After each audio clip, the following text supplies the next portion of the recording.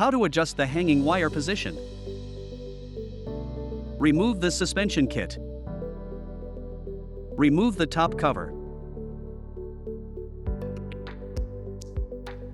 Use L8070 suspension plate and measure the size. Determine the location where the suspension wire is required and reserve the location for the L8070 suspension plate.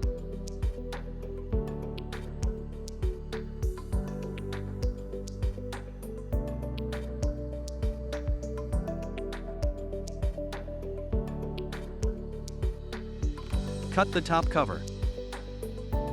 Remove end cap and the suspension plate that comes with linear light. Put in the cut cover plate and suspension plate.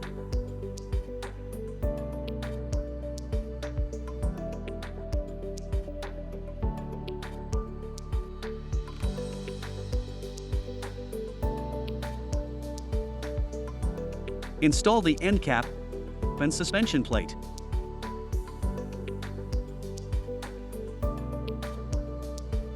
Fixed suspension plate and installation suspension kit.